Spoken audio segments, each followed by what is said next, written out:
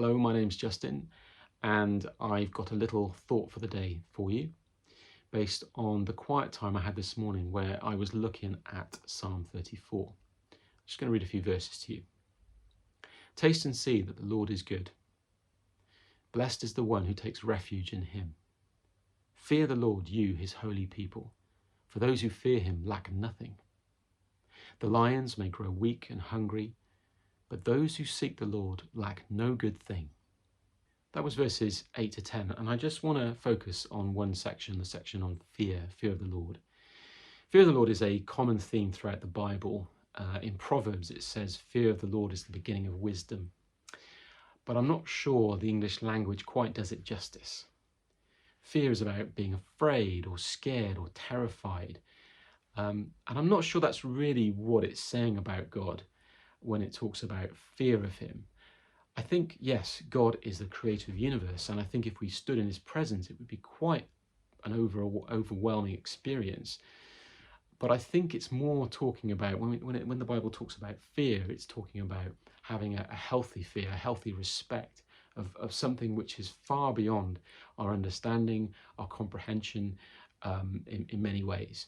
You know, this is a being, God, a being who created the universe with a single thought.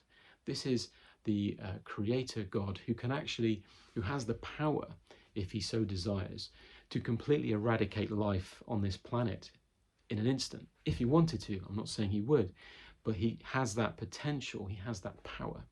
And so when we come before his presence, that's the God that this is the God that we're talking to here.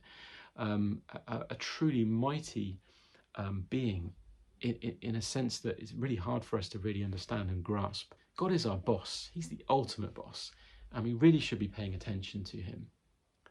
He's not a boss of oppression. He doesn't want to trample us underfoot. He loves us, and he wants to build us up, and he wants to partner with us to bring the kingdom, his kingdom, here on earth.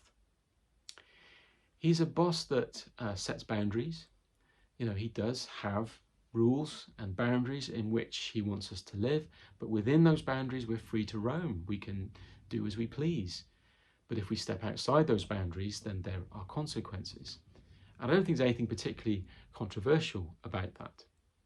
But what does this mean for us? I must admit, sometimes I tend to reduce God down to something a little bit more manageable, and I don't quite have the healthy fear or healthy respect of God that maybe I should. And that is a dangerous place to be, because that's when you tend to let things slide a bit, and that's how you justify living a life that perhaps doesn't quite align with God's principles. So my challenge to you and to me really is, do you live a life which demonstrates a healthy fear of the Lord? And if you don't, then what can you do to address that? I hope that's been helpful. See you soon. Bye.